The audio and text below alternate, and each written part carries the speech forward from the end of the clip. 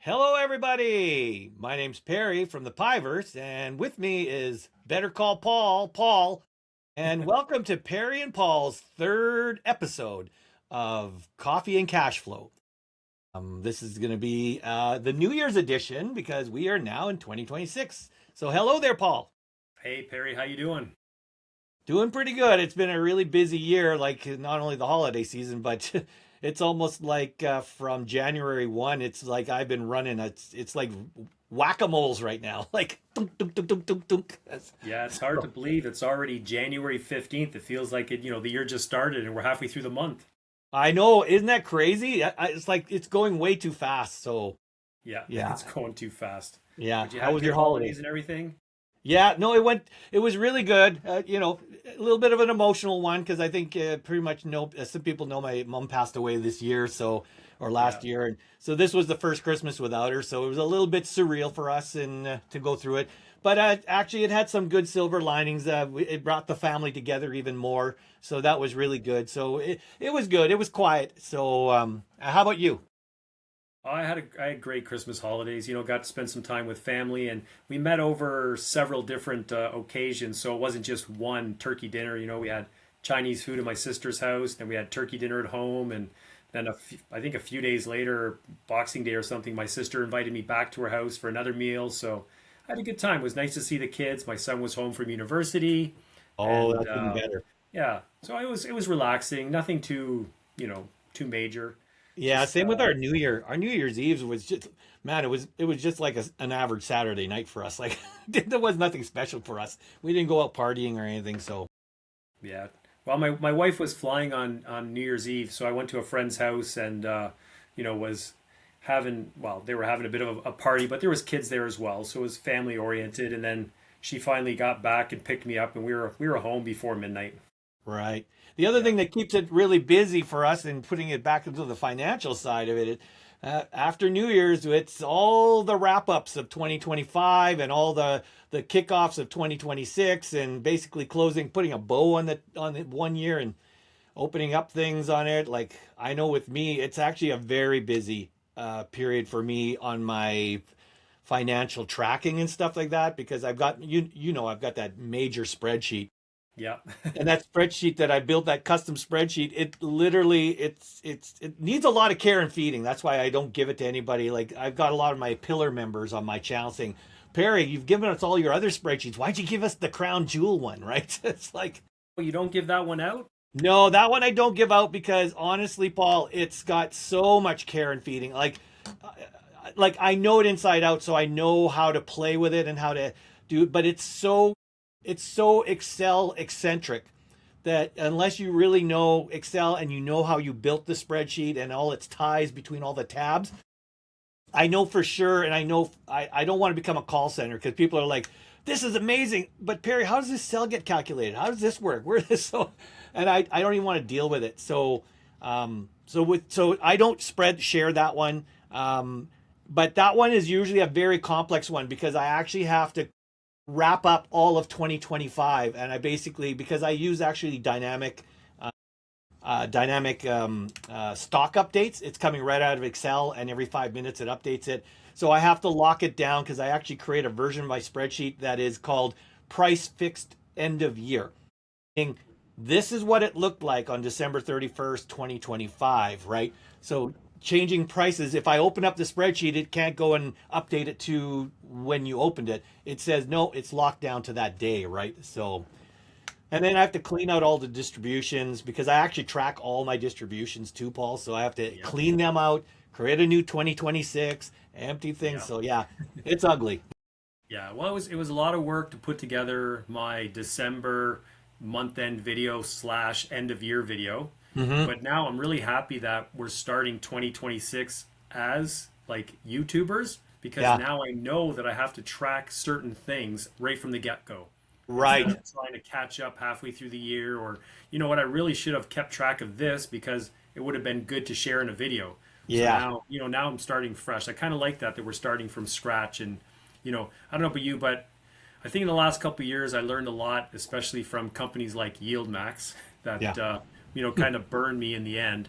Yeah. So I'm trying to start this year with some new goals and focusing more on my foundation or my anchors and Right. building my portfolio that way. So that's a good question. So Paul, you said we learned some lessons in 2025. I mean, one of the lessons was we both of us never anticipated we were going to be YouTube influencers. That would be the first one. Yeah. We both for those that don't even heard that story, we both started off only 2 days apart from each other in July. I was, I think, the 14th, you were the 16th, or I was the 16th, you were the 18th, something like that. That's So right. we literally started our YouTubes almost on the same day. Yeah. So that was definitely something that we both, that, wasn't on our bucket list that that's who we were going to be, and that's what we ended up being. That was definitely, I'll call it a 2025 highlight or milestone, is that we both became influencers when in January 1 of 2025, either of us never anticipated it. So what are your thoughts about, looking back about the whole becoming a YouTuber? Nah, you know what, Perry? It's been great. I think in my mind, I always thought that there was more than enough content on the internet. There's more than enough people talking about finances. They don't need anybody else to do it. But I think that each one of us has a different perspective. We're following different pathways, and we're at different points in our retirement or our working lives. Right. I think as long as you're open and honest and transparent with people, you'll Yep. find there's an audience that's sort of like, um, what's the word I'm looking for? They, Gravitate to you. yeah, they gravitate towards you, or they can see themselves, I guess, in your journey. I get a lot of people messaging me, they lost their job or they're around my age and they're trying to do the same thing that I'm doing. So, Yeah.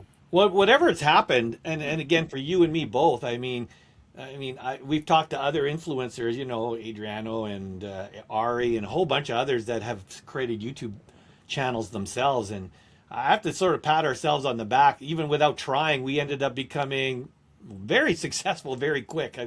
We both monetized in the matter of only under 2 months. We yeah. both got followers closer to I'm just about at 11,000. You're just under it, under 10,000. There's a lot of channel operators or finfluencers or whatever you want to call us that are still down at the 100, 200 mark a year later. So whatever we did right, we both found some kind of niche, right? So Yeah, you know what, Perry? I think there was a combination of we just started at the right time with the right content, but also we had Blossom. We right, were able to share a lot on Blossom, post some videos there as well, right. and yeah, well, I don't know, we did something right. We, You're we right did about something that. We right. did something right, but And I really enjoy it, yeah, and it was funny. At one point, you kind of think that. Well, you start to see, like you said, we monetized. I think you monetized in 6 weeks, and it took six me weeks. 7 weeks. And you Yeah, start making a little bit of money. yeah. And I decided to do a video where I shared, how much YouTube paid me. Hmm. And somebody pointed out that, I was making like less than $30 per video. Yeah. And, if you factor in how much time it takes Oh to God. make a video, Yeah, and then the work that we do before and after, where we not that it's bad work, but just the time that we spend talking to people, communicating to people on Blossom, yeah. um, responding to comments on our videos. We're really we're It, not really making a lot of money per no, it's per a hour. labor of love. It Yeah, it it's really is a labor no, of love. You that's might where nail. You that's might where I nail. realized it really is a passion project, right? It is. Yeah, Yeah. it really. You might nail out and get one video that just takes off and you make a lot of money on it, right? You just had the right audience and YouTube gave you the right algorithm and you put the right thumbnail together and boom, it's off.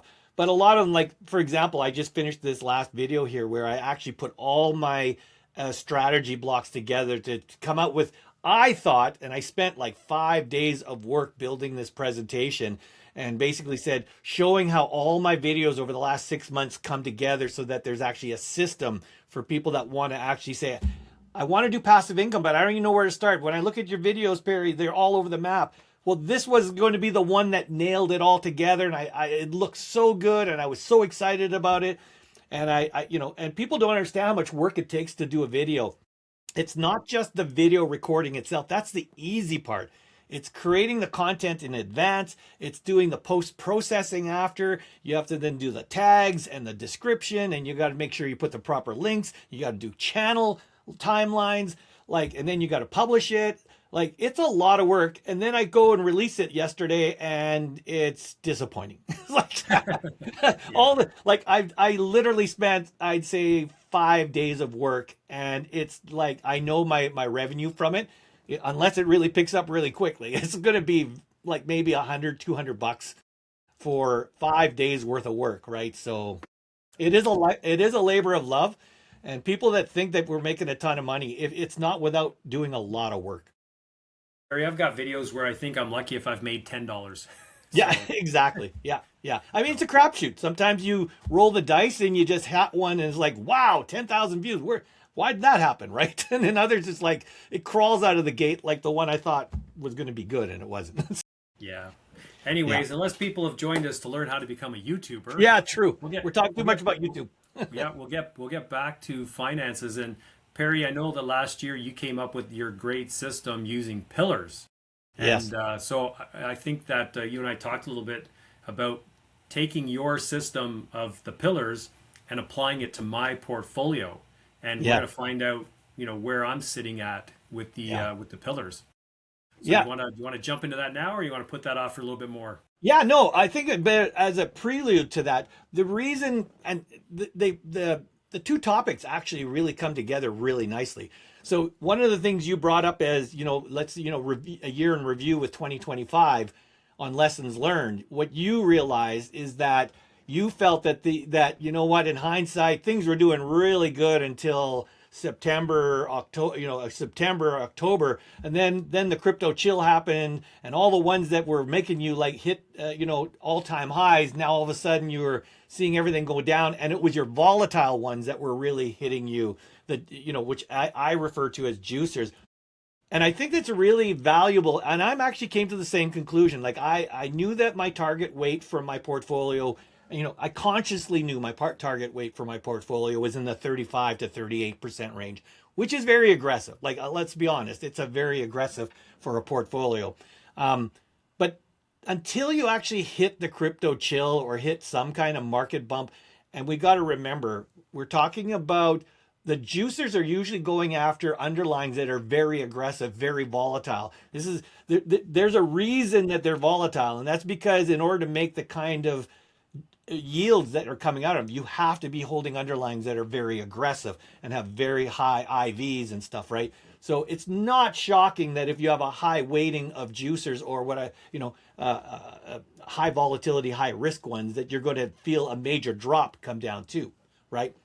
So that's why I think it's going to be good to go through this. I have about 3 or 4, Perry, that I started buying them in October. Yeah. As part of my daily Snowball portfolio. Right. So I actually started buying them at almost the worst time because, like you said, November was the crypto chill, right? Yeah. If I had waited until November, I could have bought them all at a discount. I know. My portfolio would probably look a lot different right now. Yeah. But you know what? That's the way it is what it is, right? When you buy something, you don't necessarily know that the market's going to drop the next day. No, and that's the thing. People don't understand. It's not as if we're market time. The reason that happened is because we don't market time. We do cyclical reinvestment.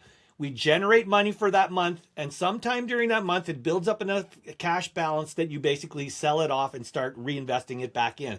So, and then you're doing the same process. Like I'm retired. I've been retired over 2 years, and I live off my portfolio. Like other than my CPP, which is just a drop in the bucket, all the money that I live on for my wife and I's retirement comes from the portfolio. So, at the end of the day, the cycle basically says we basically build up enough money. We, on the 15th, because I know it's through our RIFs are scheduled on when they actually pay out. So my retirement payday is the 15th of every month, right? That's when all my RIFs pay out their money and say, okay, Perry, live off this for a month.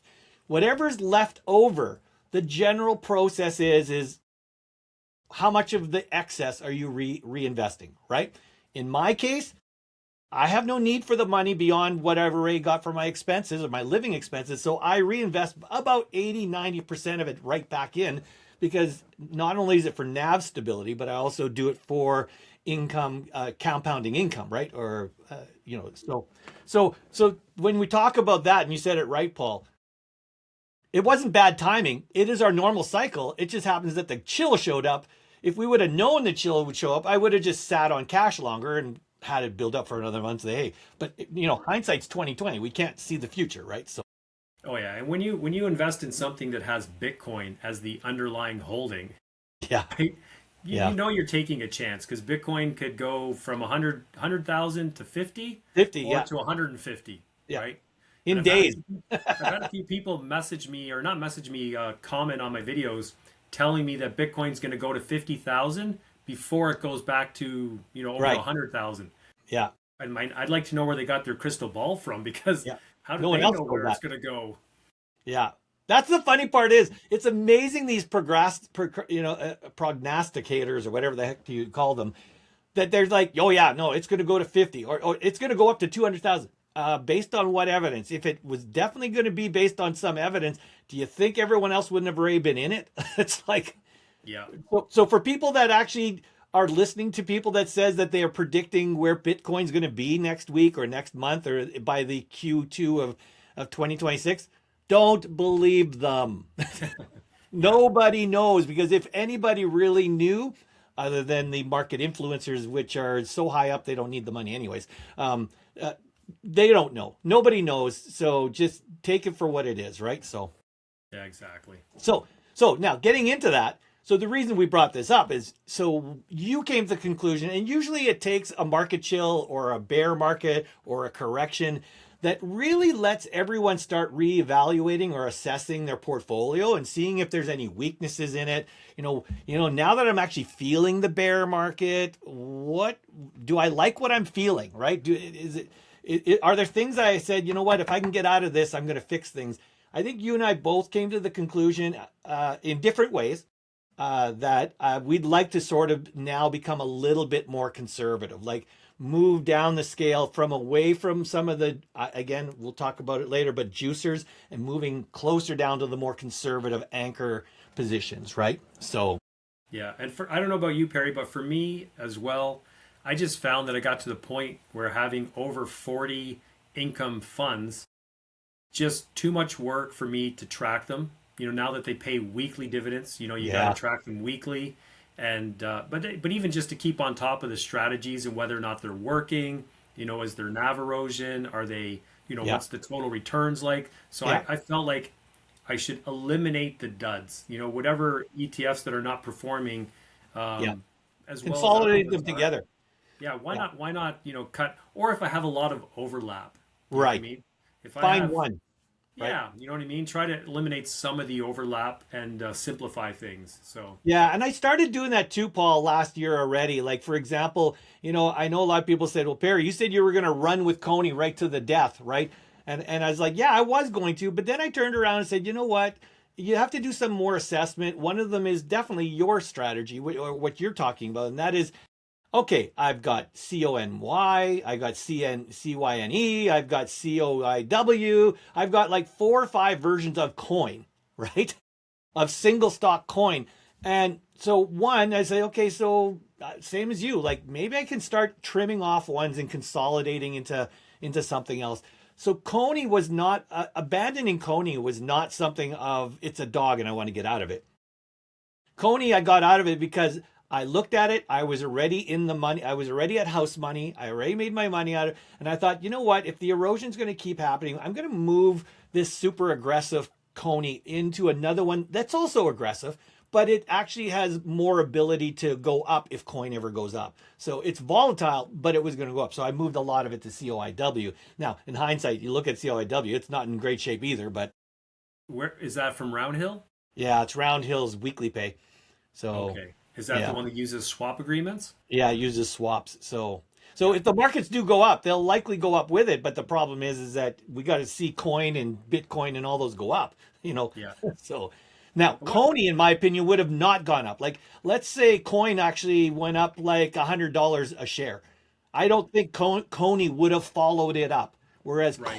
COIW would have followed it up because it's swap agreements in my opinion, and therefore I think it would have actually recovered much better than CONY. So that is sort of why I figured, like, if there's going to be recovery, I want to have my assets on an ETF that will go up with the markets, right? Right. And that I also did that to blocks. I put some of the CONY into blocks, and I put some of the CONY into WPay, and I put some of the CONY into COIW, because all three of them are ones that if the markets do go up, they would be less held back on going up. And that's why I sort of decided to sort of liquidate it into there. Yeah, and being that we're both from Canada, we have the option of buying Canadian and US listed ETFs. But when we originally bought CONY from YieldMax, there wasn't a lot of other options. No, there wasn't. Right? It was long before Harvest came out with CNYE, Right. or before Roundhill came out with the one you have. What is it? COIW. COIW. Yeah. Right. So those options weren't available at the time. No. So No. now that they're available, we can look and say, like you said, in the future, how will YieldMax perform with CONY? Right. Now, Yeah. you're talking about it going up. My concern is more about it going down. I feel like if the market drops 20% Yeah. and coin drops 20%, Yeah. It's going to keep CONY going. is going to get obliterated.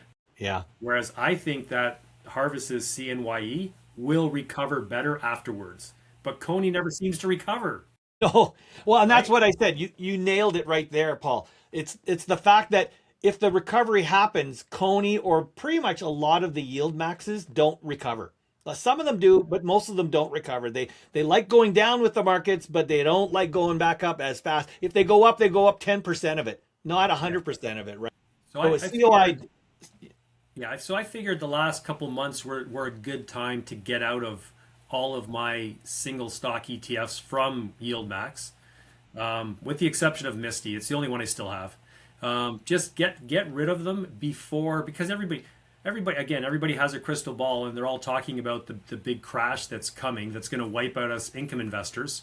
right? Um, Yeah, so yeah, so I thought, you know what, let's get rid of YieldMax and move on to better fund managers, better ETF providers. right. And, So you know, so one objective for 2026, you and I both, I sort of I actually align with you on that one. I'm not as aggressive in doing it, but you are right. It's becoming a pain in the rear end with regards to everything switching to weekly. All my Americans are almost weekly now. I think every one of my American ETFs, which is about 20 of them, 21 of them, they're all weekly. They're not weekly on Friday, so they're weekly on Monday, Tuesday, Wednesday, Thursday, Friday. I'm yeah, always having to go up and say, okay, which ones are, oh, okay, these are being, it was nice even if when they were weekly, they were all on Friday, because then right, all the declarations, I could just go in and put all the declaration in one day. But it's yeah, like, oh, today's WPay. Oh, today is blocks. Oh, today is the ETFs from YieldMax. So it is becoming a lot more difficult. Again, it's a labor of love. I don't mind doing it, but it's becoming more of a pain in the rear end with regards to maintaining them when you have so many of them, right? So, yeah. And it's what everybody wanted. Everybody wanted yep, these daily weeklies, pairs, or they're not even daily pairs, but there's different ones on different day of the right? weeks. So now Yeah, you can get paid every day of the week. yeah. And but at the end of the day, I don't know if it's really what people should be focusing on, right? People are No, focusing on getting paid on Tuesday as opposed to Friday, yeah, or opposed to once a month. yeah. But are you actually looking at the quality of the ETF you're buying? You know what I mean? And what's its total return at the end of the year? That's what I want to focus on now. Well, and that's the other. And so the other one is one consolidation, maybe bring them down. I wouldn't mind if I can get, like, currently I have 34 or 35 cover call ETFs. It'd be nice over by the end of the year that I maybe get down to 30. I don't look at a major consolidation. Just maybe get rid of a few and bring them together. Like, for example, maybe by the end of the year, my QDTE and my QQQY, one of them will absorb the other. So Right. there's a loss, there's another one gone. And I think I'm going to be looking for those kind of opportunities of consolidating within one of those diversification sectors, right? Like, if there's something with Russell, how many Russells do I have? If there's something with Nasdaq, how many Nasdaqs do I have? And those kind of things. So, and then we talked about the other one, which I introduced back in November, and I think you and I both know about it. I introduced the concept. One of my I call it my strategy blocks. If you just watched my latest video, one of them is called the 3 ETF pillars of income investing. Okay, now there's more pillars than that, but when it comes to income investing, I came up with a concept that basically says, we know that there's these things called not juicers, that they're extremely high yielding, high volatile, high risk, maybe a lot of NAV erosion. Then we know that there's the ones that are actually pretty aggressive. They have a little bit of NAV lag and maybe some NAV erosion, but they are generally generating a pretty significant amount of yield and stuff like that. But it comes with a cost, with a more lag or more, maybe some erosion. And then we know that there's the group of the stable sleep at night. You know what? You're going to get the same pretty much distribution every month, that kind of thing. I basically said, you know what? I came up with a concept and we talked about it, basically called the 3 pillars. And I said, well, let's give them a brand name so we don't have to turn around and say, my really aggressive ones. Now, if we could actually visualize it into saying there are 3 categories, I came up with the idea, thanks to AI helping me come up with branding for them. And I refer to them as the anchors, the boosters, and the juicers. And basically, in my videos for that, I actually came up with criteria, and it's only my criteria. Anyone could use the same concept and say, no, Perry, I don't agree with your criteria. Fine, change your criteria the way you want.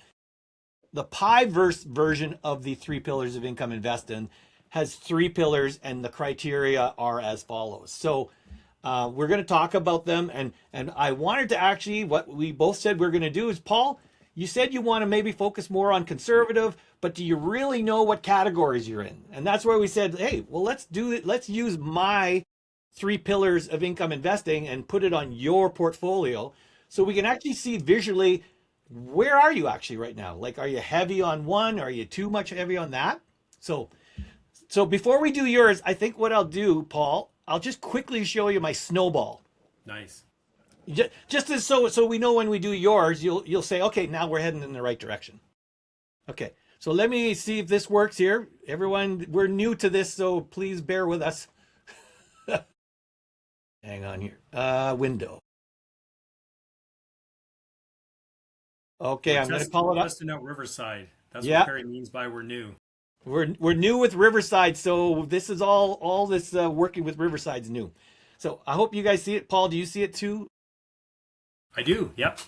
Okay. So I just want to focus on it. This is my Snowball analytics of my main portfolio, and I don't worry about the other things. The part I want to really focus on here, and I'm going to put it right in the middle of the screen here, is this section right here.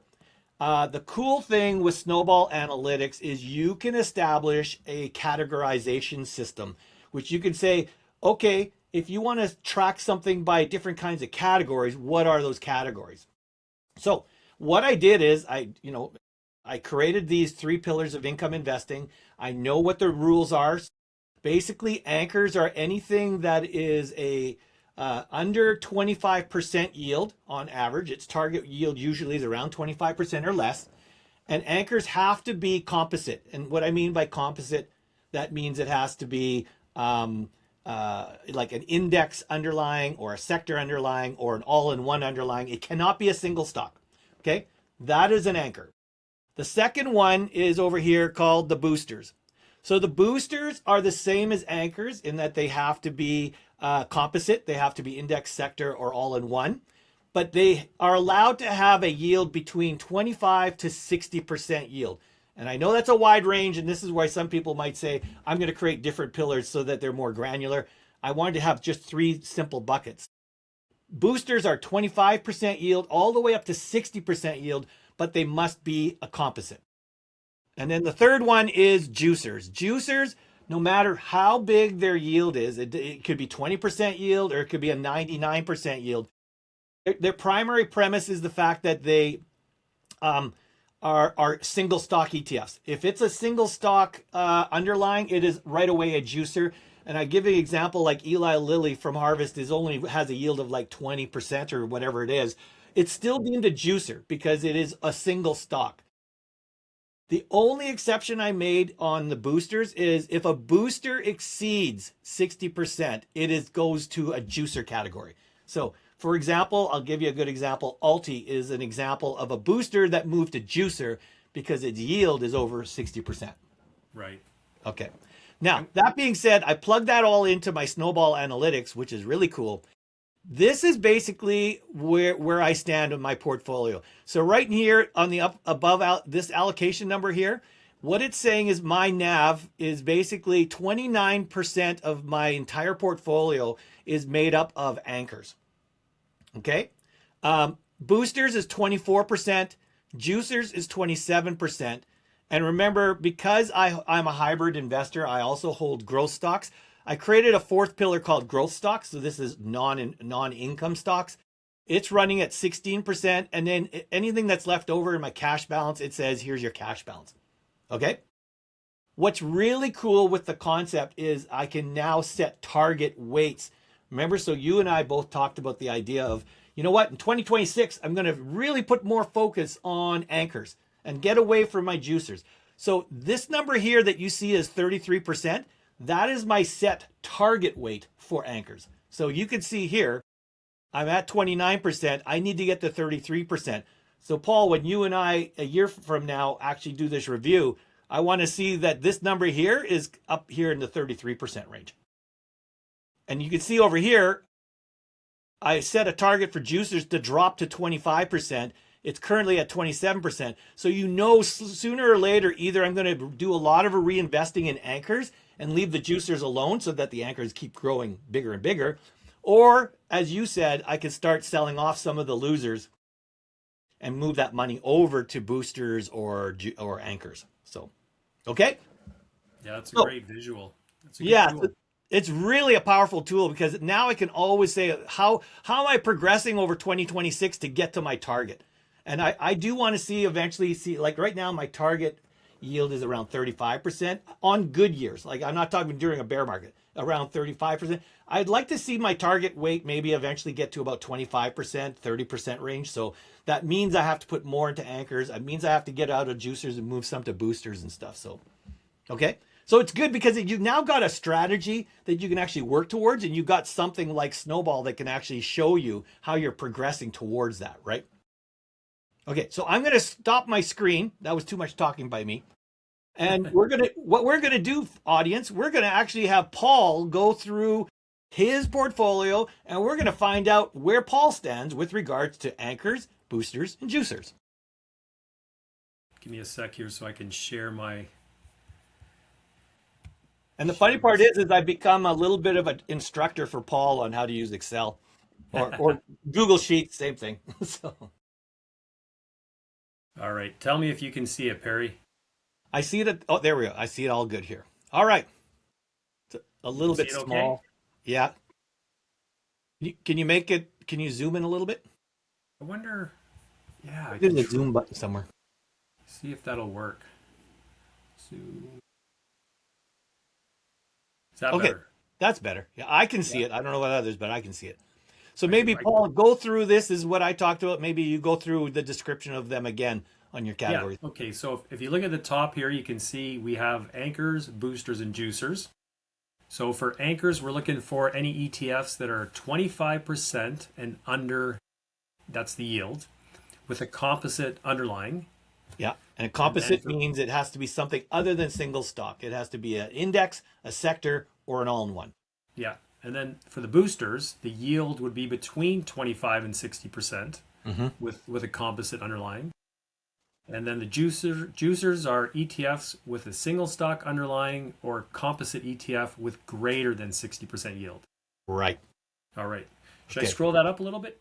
Yeah, so scroll it up. Now that we know the rules, so what we're going to do here, Paul and I are going to go through each one of them. It doesn't take that long, actually, because Paul and I know these very well.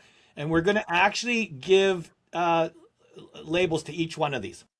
So for the first couple, why don't we just go through them and explain it? And then after that, we can just bang through them. Yeah, so I agree. I agree. Where would I put my HHIS? So HHIS is currently, and I basically go to the website and what's its current target weight. So we're not talking about what's its weight, its yield right now, like if the markets are going up and down. Generally speaking, what is its yield? We know HHIS's yield, now that they've added those new underlyings, is running around 27%, somewhere in that range. So this would definitely be a booster. Okay, so we got a booster. Okay, MSTE is a single stock ETF. Right. So that would be a has to be a juicer. Right. All right. Yeah. Biggie Is similar to HHIS and even more aggressive, so it clearly is a booster. Yeah.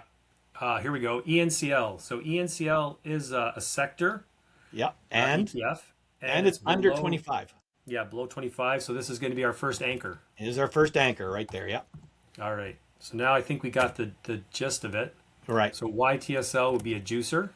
Okay. YMAX would be a booster. A booster. Yeah, booster, because it's under 60% yield. Utes will be an anchor. It's an anchor. Yeah.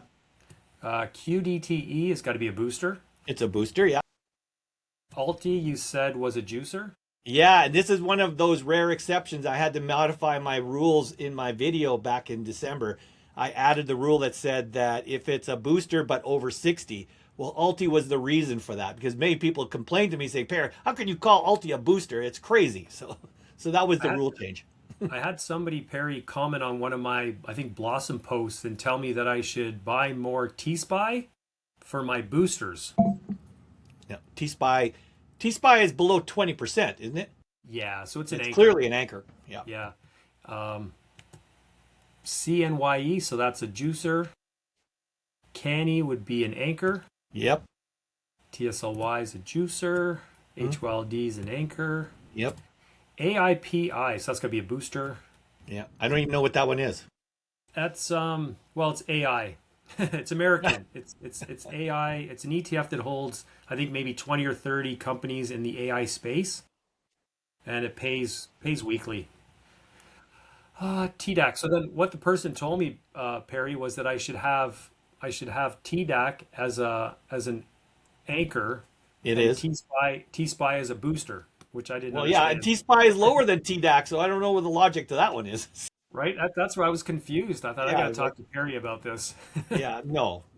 Matter of fact, just so people know, Tap Alpha just released their 30% leveraged, swap leveraged ones. And those ones, even those are anchors because they don't exceed 19 and 22%. WPay, I'm guessing that's a booster. That's a booster, yeah. Yeah. All right. So we got an anchor. Yep. We got a juicer. Yeah. Q-Day's got to be anchor. Yep. Misty, juicer. See if I can go up here a little bit. PLTE, it would be a juicer. Yep. A lot of juicers. Lots of juicers. We're starting to see some hints on where we're going. Yeah, I might be in trouble here. Could be some trouble. Anchor. I got too many juicers. Yeah. HHIS, that's yeah. So HHIS will be an anchor. Yeah. And one more juicer. One more juicer. Okay. Okay. So now we're going to be, Paul's going to be doing his magic. I've taught him how to do sorts, and right. So now, he's going to do some magic on how to sort his screens. So. Right. Let's see if this works. Okay. You don't have to do that. Just do it up to 45. Like, you don't want the totals done. Oh, okay. Yeah. Just do the rows 13 down. 13 down. All right. And then stop on the last one, which is. Okay, so we got data. Yeah. Sort range, so advanced. Advanced. And which column are we doing? E, F. right? We're going to do E. F for titles. Oh, true enough. Yeah, F. I was just testing you there, Perry. Yeah, you want to make sure I'm actually watching you. That's right. Okay, so this is awesome. I love how it does that. Just divides them up like that. Yeah. Now we're going to insert rows, right? Yeah, we're going to insert a row so we can put a total for each one of these. Okay, so there's my.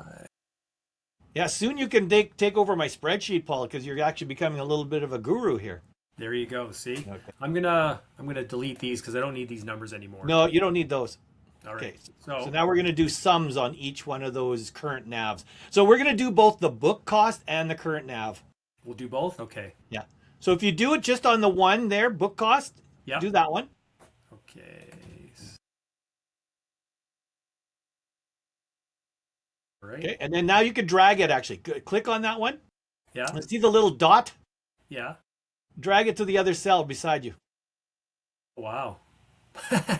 That's amazing. Yep. It sort of says, oh, it's relative. I'll do that one too. Yeah.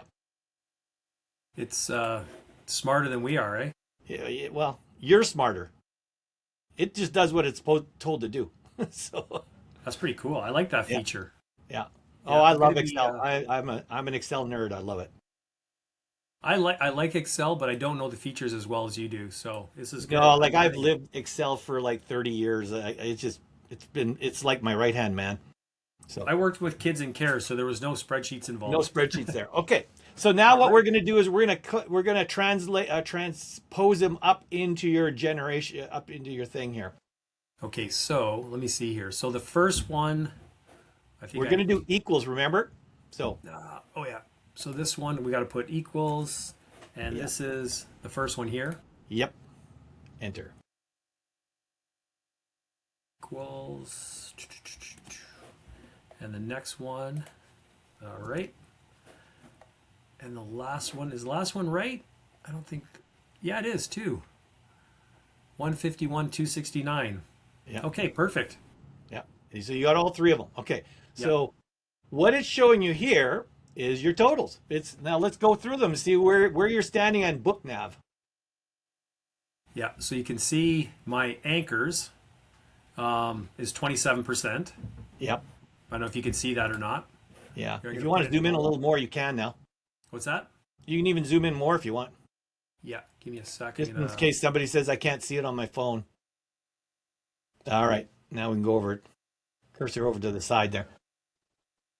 Move that there. Sorry. Yeah. Okay. Can you see it now? All right. Yeah, now I see much clearly. Okay. Yeah. So yeah, so the top line is the anchors is 27%. And then the next line here is my boosters. I'm at 38%. Yep. And the juicers at 33%. Yeah. So it's clearly showing you. And then the other one, it's showing you what your average weight is. You're saying that your average weight is at the 33% range. Yeah. Meaning So you're now leaning, you're definitely leaning into the juicer booster area and moving. Your weight is more towards them and less towards anchors. Right. So now for my current nav, Yeah. you can Equal. it's over. See how much this changes it. Yeah. Oh. Do you think that's not correct? No, don't. I don't know. It might be smart enough. Okay. Just do the equals. It'll overdo Yeah. it. All Okay. right. I got And- it. And last one should be down here, 105. All right. So now we'll see how it's different with nav changes. So actually, you could do that. Highlight your percentages there, all of them, and then basically copy and then paste it over to the other side. Nope. Undo. Control Z. All right. Just copy that with Yep. Control C, and then go over to the cell and do Control V. Oh shit, didn't work. Okay. All right. Well, just do it. Let's just do one of them right away. I don't know why it's doing it wrong. So this is basically. We need a Oh, I know total. why it's wrong, because we don't have a total value. Yeah. We need a total value. Yeah, there we go. Yeah. Try it again. Yeah, yeah. Now try doing it. All right. Here. There we go. Now, this is not shocking, Paul. It's showing that now with current nav, your anchors have raised up to 30%. Yeah. And the reason it's done it is because it's actually held its own on the nav decline, right? Right. It's also showing that your boosters are dropped from 33% to 28%. I don't know what part of it's because you sold things off, but the other part of it's because the value's dropped. So That's the juicers, not the boosters. The Yeah, the boosters went juicer. up as well. your boosters went up. Yeah, the boosters went up. So you can see the anchors and boosters are doing well, whereas the juicers, and the reason the juicers dropped that much is partially because, or a lot to do with MSTE. And also, you might have you sold any juicers positions out? I have. Yeah, I have. So that's the other reason. But- Which but that's the not a ones that bad I thing. s- That's a good But thing. the ones right? the ones that I sold, Perry, wouldn't be on this list. Oh, okay. I thought this was your Yeah. total position. Okay. Yeah, yeah. So this doesn't say if it's good or bad. What it just says here's your anchors, boosters, and juicers position with current nav. Now, what I would go and remember when I showed you my Snowball analytics, I showed you what target weight was. So you might turn around now, go into the column right beside your 30%. If you give a title there saying that end of year target, like year YE target or something like that. I'll just put targets. Yeah, target. You might say, you know what? I really want to become more conservative. I would like to see by the end of the year, I'd love to see my anchors at 35%. All right. I'm just using it as a number. And you might turn around and say, yeah, my boosters are a little high. Maybe I could bring them down to about 30%. I'm just using a number, but Yeah. As long as it adds up to 100. yeah, I know. So that's 65. So 35. Okay, so that's too much. So do 35. So that becomes 60, 70. So 30% on the other one. Percent. So basically that would be, but that would be moving more of my money from boosters to anchors, where I Yeah. might want to move them from juicers to anchors, but I'll play with it anyway. Yeah, yeah, but you see what you mean. So what you're saying is, yeah, you might turn around and say, you know what? I'd love to see my boosters go, my anchors go up to say 40%, and then you can make your juicers like 25%. Yeah. You know what I mean? So Yeah. Yeah. anyways, I agree. so this is the whole idea of the concept. What's really nice about this visual or this concept is the fact that it gives you a good categorization of how your portfolio is going. And you look at your portfolio as a whole and you see all these anchors, boosters, and juicers all over the place. But it's nice to actually put them in buckets. Now, anyone could create in their own buckets. I know one of my followers said, Perry, 3 is not enough. I'm going to create ultra juicers, and I'm going to basically have 4 categories. It doesn't matter what you want to set. If you could set those categories and then start categorizing your stuff in there, now you can set a strategy that says, yeah, you know what? I'd love to set a target that by the end of the year, I'm way too heavy on juicers. I'd like to see, like you said, move more to anchors at, say, 40%. Now you know that you've got rules that you could follow behind, right? So, yeah, Perry, I started this chat with you at 100% battery, and I left my charger upstairs, and now it's telling me my my energy saver's on. oh, We've just about used all the juice up. yeah, we used our juice on the juicers. So yeah, well, that's okay. I mean, we had a nice conversation. Yeah, but so before we end, Perry, maybe we can leave it on this note. And what I'm thinking is, have you thought about now? So we've categorized it: anchors, boosters, juicers, or you did. Okay, you came up with that system. Now we can go through and decide where we want to make changes. What about doing something similar, but instead of that, take a look at, for example, what percentage of your portfolio is in the S&P 500? What percentage is in the NASDAQ? What percentage is in, utilities? Basically sectors. Take a look at Sector layout. what is there, Yeah. 11 sectors? Or 12 including Bitcoin? Yeah. It's an idea, and it goes actually towards another one of my strategy blocks, which is a diversification strategy. You want to have a diversification strategy that makes sure that even if you've diversified amongst anchors, boosters, and juicers, that doesn't mean that you're diversified by sector or by geography. So you right. could create another section of categories that says Canadian, US, or the 11 sectors. The good news is a lot of tools, it doesn't do it perfectly, but I know Snowball Analytics, for example, tries to do sector breakdowns because it can actually look at your underlying and it can actually say, I think this one is moving towards more of a, equities. But again, it is hard when you're going to do that many sectors. That's the only hard part, right? Yeah. Yeah. And I know, like, I have stock events and it tries to divide up the sectors, but it puts like 60% of my portfolio in other. Yeah, I know. Mine gets it's called funds. It's like, what the heck's funds, right? So if you want to do it right, you have to. With Riverside, at some point, you have to stop the video. And right now, we're at 98% uploading, and I just don't want my computer to crash before we upload it. So yeah. So let's call it quits. Yeah, I think we're almost at an hour, so I think that's pretty good for today, and we'll have another one. Yeah, we'll have another one for sure.